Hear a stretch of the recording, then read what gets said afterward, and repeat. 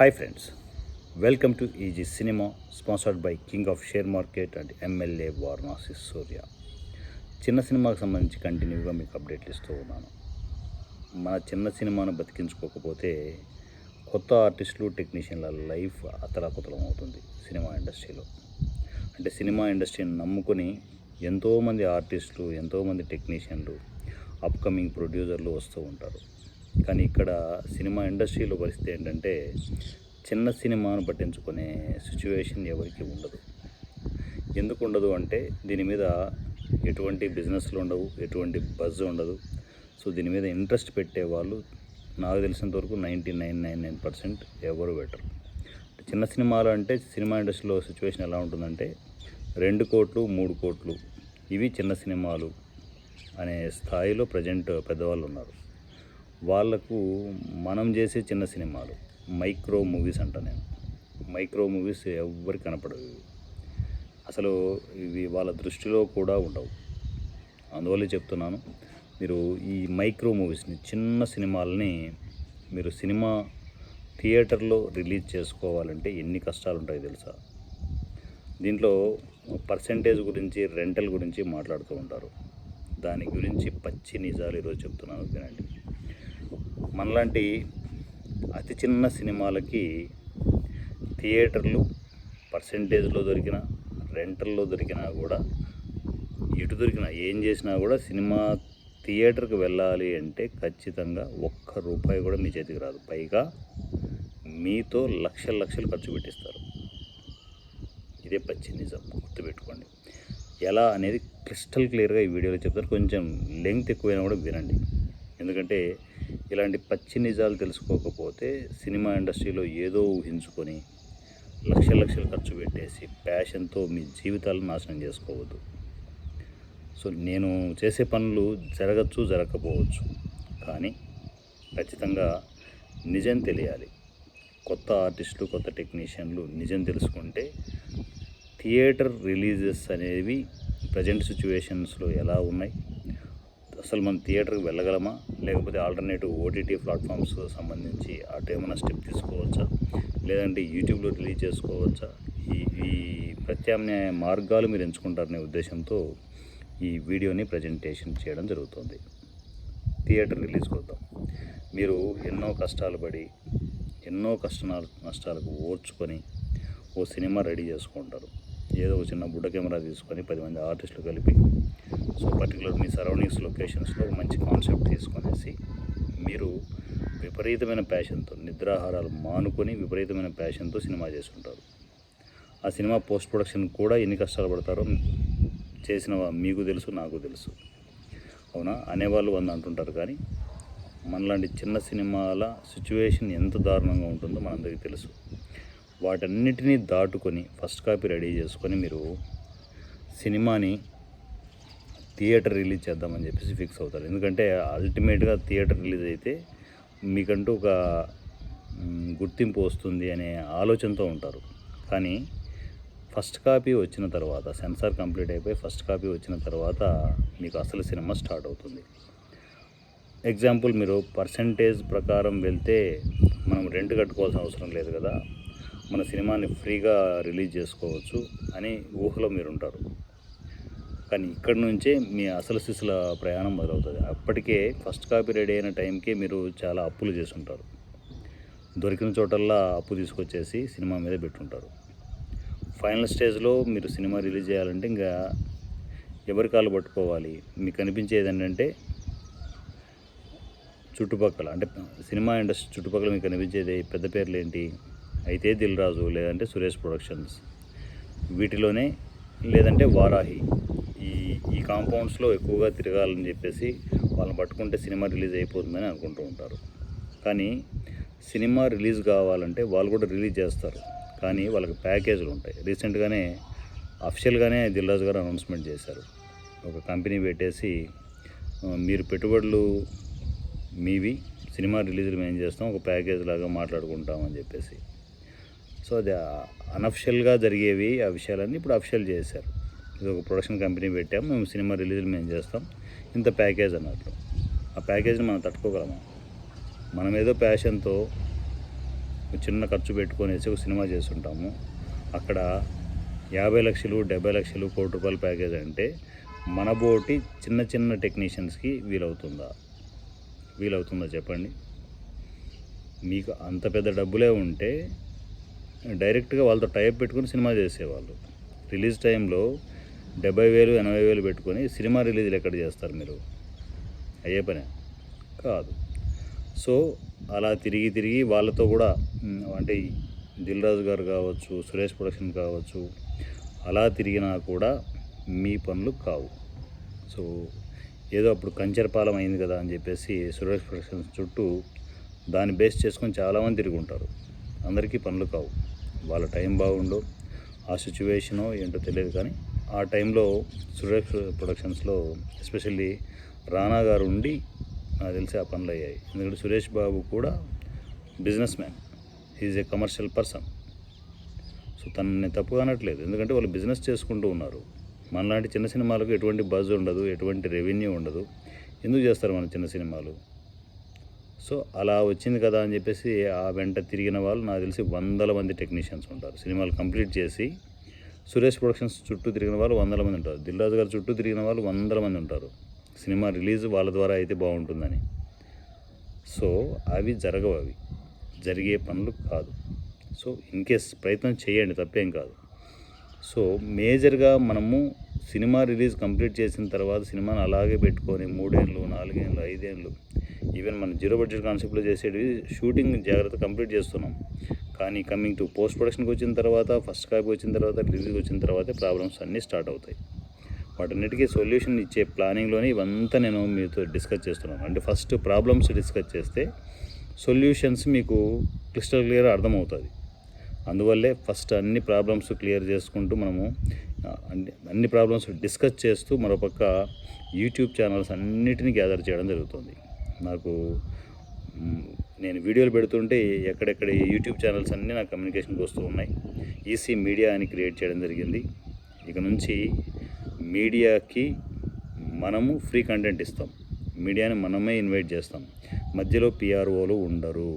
పిఆర్ఓల వ్యవస్థని పూర్తిగా నేను గత వీడియోలో చెప్పినట్టు ఎడంకాలి చెప్పు కింద పెట్టి వాళ్ళని అనగదొక్కి, ఎందుకంటే వ్యవస్థ నాశనం చేస్తుంటే ఊరుకోం కదా, పిఆర్ఓ వ్యవస్థను పూర్తిగా నిర్వీర్యం చేసే ప్రాసెస్ జరుగుతూ ఉంది.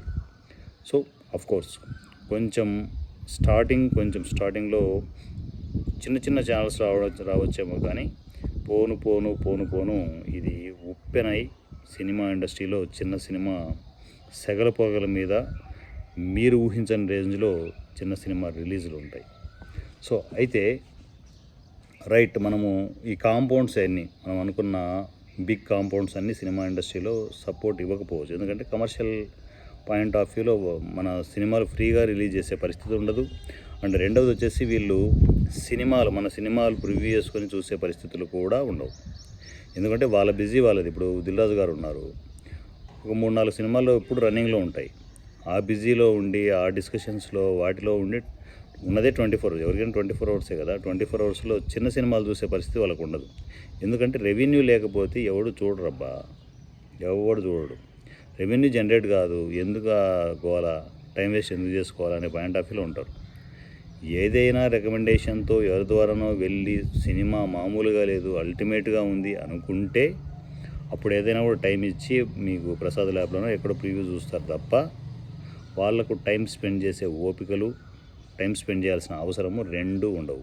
ఇది పచ్చి నిజం. సో కాంపౌండ్స్ ఎవరు కూడా మీకు టైం ఇవ్వకుండా మీ సినిమాను చూసే పరిస్థితే లేకపోతే నీ సినిమా ఎలా బయటకు వస్తుంది? అప్పుడే మీకు ఈ థియేటర్ మాఫియా, మీ థియేటర్ మాఫియా అనేది ఆ నలుగురు దగ్గర ఉందనుకుంటున్నారు. అది నెక్స్ట్ లెవెల్ గేమ్, అది అక్కడికి కూడా వద్దాం. కానీ ఏంటంటే ఇక్కడ లో స్టేజ్లోనే ఒక థియేటర్ మాఫియా ఉంది. Theatre mediators. ఈ మీడియేటర్స్ చేతిలో చిన్న సినిమా అతలాకుతలం అయిపోతుంది. ఎవ్వడు దీని గురించి తెలియదు. సినిమా ఇండస్ట్రీలో ఇలా ఒకటి మీడియేటింగ్ వ్యవస్థ ఉంది. ఇక్కడే చిన్న సినిమాను చిన్నాభిన్నం చేసి మనము ఎంగిలి విస్తరాకులు ఉంటాయి చూడు, కుక్కలు చింపుకొని తింటే ఎట్లుంటుంది, అట్లా చిన్న సినిమాను చింపుకొని తింటున్నారు ఈ కొడుకులు. వీళ్ళకు సపరేట్గా ఆఫీసులు ఉంటాయి. ఏది కృష్ణానగర్, ఇందిరానగర్, శ్రీనగర్ కాలనీ ఇలాంటి కొంచెం కమర్షియల్ ఏరియాస్లో వీళ్ళకి ఆఫీసులు పెట్టుకుంటారు. ఎలా వస్తాయి డబ్బులు వీళ్ళకు? మన రక్తం తాగే, మనలాంటి చిన్న ప్రొడ్యూసర్ల రక్తం తాగుతూ వాళ్ళు బతుకుతున్నారు. ఈ నిజాలు ఏమన్నా చెప్పాలంటే ఎవరికైనా కూడా వణుకు వస్తుంది. ఇవే పచ్చి నిజాలు. సినిమా ఇండస్ట్రీలో ఇవే ఉన్నాయి. సినిమా థియేటర్ రిలీజ్కి వెళ్ళి చెప్తా, ఎక్కడెక్కడ అప్పులు తీసుకురావాల్సి వస్తుంది. 10 రూపాయల వడ్డీ, 20 రూపాయల వడ్డీ, ఏకంగా 30 రూపాయల వడ్డీ తెచ్చుకున్న రోజులు కూడా చిన్న ప్రొడ్యూసర్లు చేసిన సందర్భాలను నా సినిమా థియేటర్లో పడితే చాలరా బాబు అని. ఇప్పుడు ఇంత సోషల్ మీడియా పెరిగిన తర్వాత మనకు అంత గత్యంతరం అవసరం లేదు. అంత అప్పులు చేసి అంత రోడ్డు మీదకి రావాల్సిన అవసరం లేదు అంటాను నేను. సో మనము థియేటర్ రిలీజ్కి అనేది ప్లాన్ చేసుకుంటారు. పెద్దవాళ్ళ సపోర్ట్ ఎక్కడా లేదు. అప్పుడు మీరేం చేస్తారు? ఈ మీడియేటర్స్ మీకు ఫోన్లు మీకే వస్తాయి. మీ సినిమా రిలీజ్ చేసుకోవాలని ఒక చిన్న ప్రెస్ మీట్ పెట్టుకున్నా కూడా ఫోన్లు మీకే వస్తాయి. లాజిక్ అదే. ఎక్కడ పట్టుకుంటారు, మీ నెంబర్ పట్టుకుంటారు. మీ సినిమా థియేటర్ రిలీజ్ చేయాలనుకుంటున్నారు కదా, ఫస్ట్ మీకు ఏకంగా వేసేస్తారు, లాక్ వేసేస్తారు. 100 థియేటర్లు చేద్దామా మన సినిమాని అంటారు అనమాట. చెప్పాను కదా, గత వీడియోలో ఎన్నో చెప్పున్నా నేను. సో వాళ్ళ ఉచ్చులో పడిపోయి మీరు ఇంకా తేరుకోలేని పరిస్థితుల్లో చివరి వరకు వాళ్ళు మీ మీదనే బతికేస్తారు. సినిమా రిలీజ్ అంటే మిమ్మల్ని అంత ఈజీగా రిలీజ్ చేయనివ్వరు. 2 నెలలు 3 నెలలు బతికేస్తారు. బతికేసి వాళ్ళకున్న ఖర్చులు అవన్నీ మొత్తం మీ దగ్గర నుంచి లాగుతారు. మెల్లగా మిమ్మల్ని ముగ్గులోకి దించి చివరికి రక్తం పిండేసి చివరి స్టేజ్లో ఎలా ఉంటుందంటే, ఈ సినిమా ఒక థియేటర్లో రిలీజ్ అయినా చాలరా బాబు అన్నంతవరకు తీసుకొస్తారు. అడుగడుగున ఈ మీడియేటింగ్ వ్యవస్థ చాలా దారుణంగా వేళ్ళునుకుపోయింది సినిమా ఇండస్ట్రీలో. ఎవడు దీన్ని పట్టించుకునే పరిస్థితుల్లో లేరు. ఎవరు దీని గురించి మాట్లాడరు కూడా. అది కామనే కదా అన్నట్టు ఉంటుంది. చిన్న సినిమానే పట్టించుకోకపోతే వీళ్ళని ఎవరిని పట్టించుకుంటారు చెప్పండి? వీళ్ళు మాత్రం అడ్డదిడ్డంగా మనలాంటి చిన్న ప్రొడ్యూసర్ల దగ్గర ఇష్టం వచ్చినట్టు ఖర్చులు పెట్టించేసి నేల నాకించేస్తున్నారు. అయితే దీంట్లో మీరు థియేటర్ రిలీజ్ అనుకున్నారనుకోండి, కాసేపు వీళ్ళు తింటారు, అడ్డదిడ్డంగా చిన్న సినిమా ప్రొడ్యూసర్ని సర్వనాశనం చేస్తారు అనే విషయాలు అందరికీ తెలుసు. ఎన్నో విషయాలు నేను డిస్కస్ చేశాను వీడియోస్లో.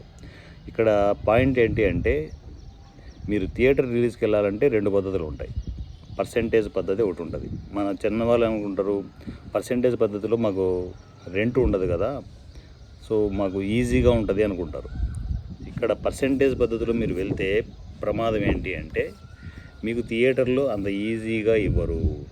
మీకు రేపు సినిమా రిలీజ్ అన్నా కూడా ఈరోజు ఈవినింగ్ కూడా నీకు థియేటర్ ఫైనల్ అవ్వదు. ఏం లాభం? ఈరోజు ఈవినింగ్ కూడా సినిమా థియేటర్ నీకు ఫైనల్ అవ్వదు. ఏరియాలలో పబ్లిసిటీ వచ్చి ఆఫీస్లో ఉంటుంది. ప్రింట్ పబ్లిసిటీ మీరే పెట్టుకోవాలి. అది కూడా మీకే, ఎవడు పెట్టడు. ఇక్కడ లక్షలు ఖర్చు అవుతుంది. సో ఇక్కడ రేపు సినిమా థియేటర్, రేపు 10 గంటలకు మీకు థియేటర్లో బొమ్మ పడాలి అంటే ముందు రోజు కూడా థియేటర్ ఫైనల్ అవ్వదు. ఈ సినిమా పబ్లిసిటీ లేకపోతే, పోస్టరే పడకపోతే ఎవడొస్తాడు నీ సినిమాకి? నీ సినిమా రిలీజ్ అయినట్టు కూడా తెలియదు. ఎవడొస్తాడు?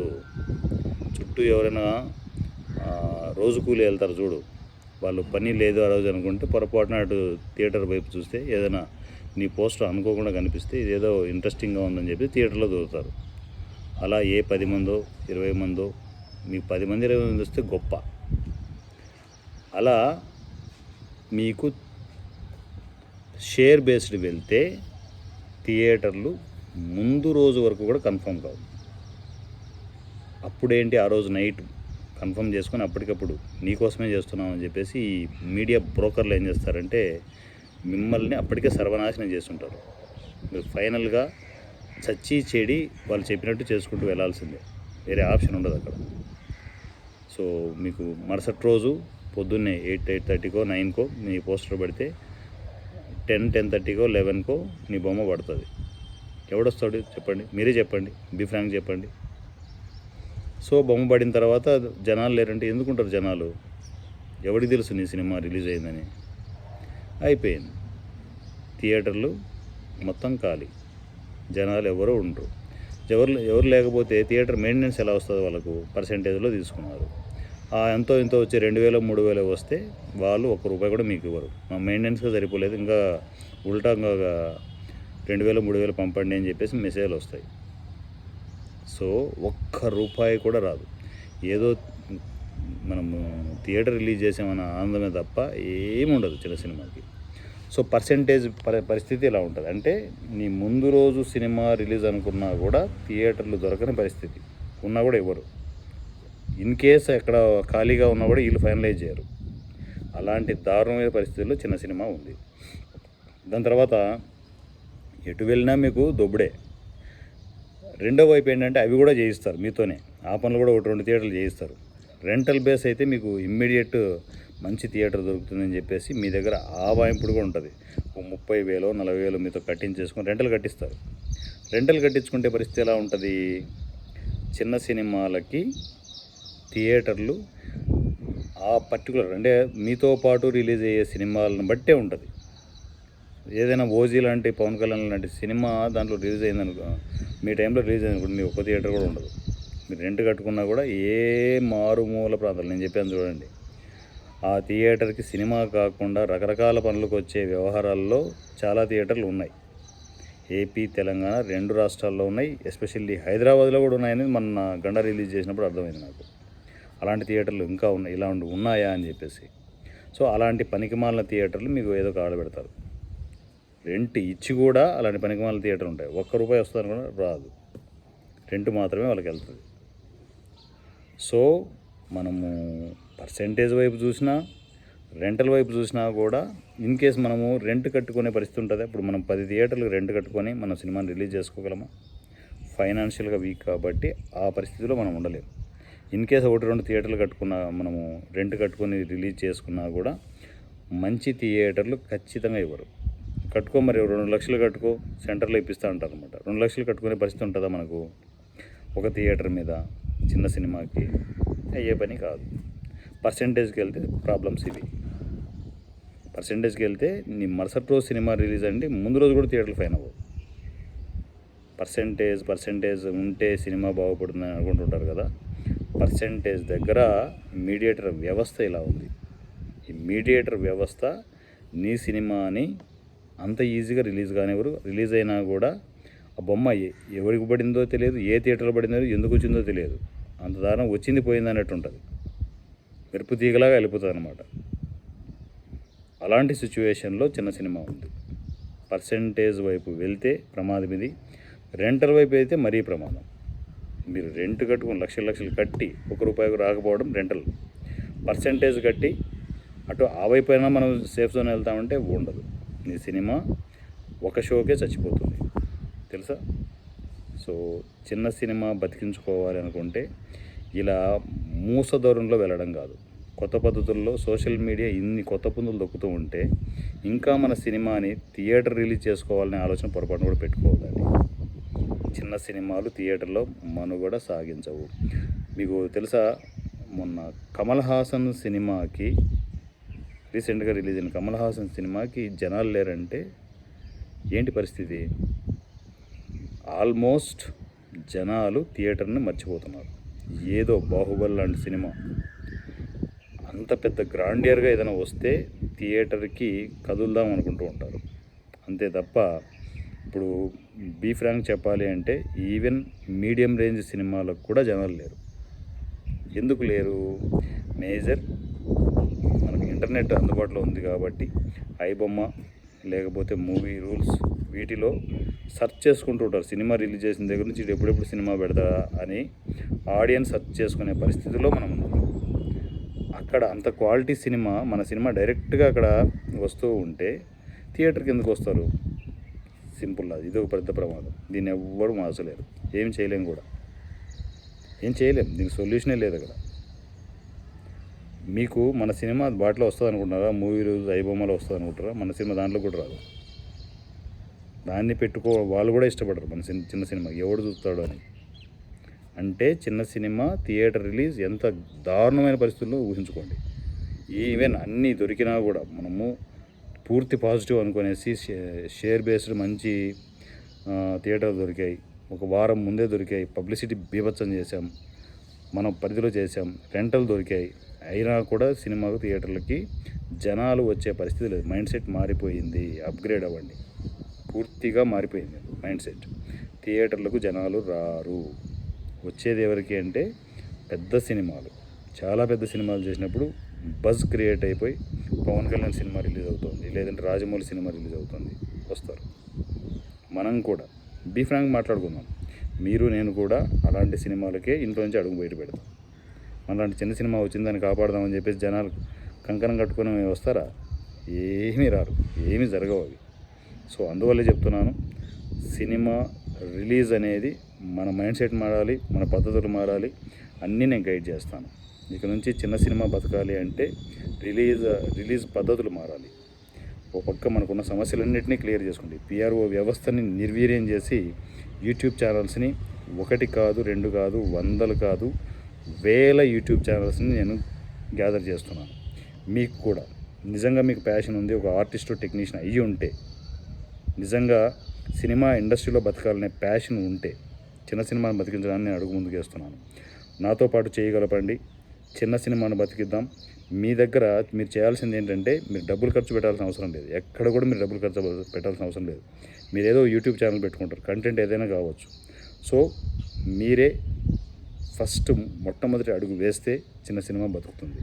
మీరు నాకెందుకులే అనుకుంటే ఈ చిన్న సినిమా బతుకులు ఇలాగే ఉంటాయి. నేను మార్చడానికి ప్రయత్నం చేస్తున్నాను. నాతో అడుగులు వేసే ప్రతి టెక్నీషియన్, ప్రతి ఆర్టిస్ట్ లేట్ చేయకుండా మీ యూట్యూబ్ ఛానల్ మీకు ఉంటే, లేకపోతే క్రియేట్ చేయండి.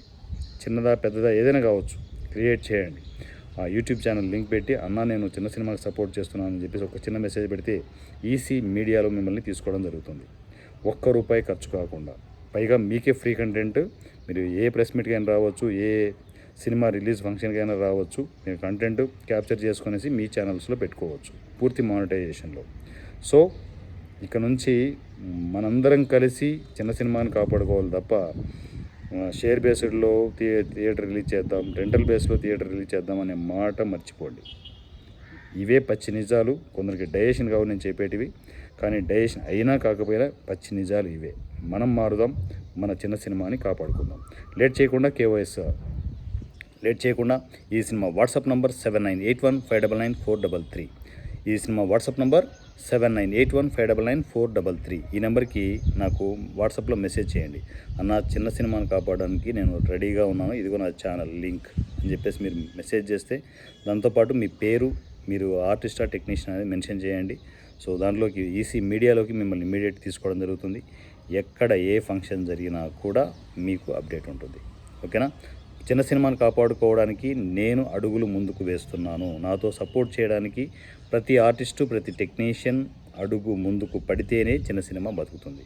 లేట్ చేయకుండా ఇమ్మీడియట్ నా కమ్యూనికేషన్కి వచ్చేయండి. నా పేరు Varanasi Surya. I'm from Easy Cinema. Thank you so much.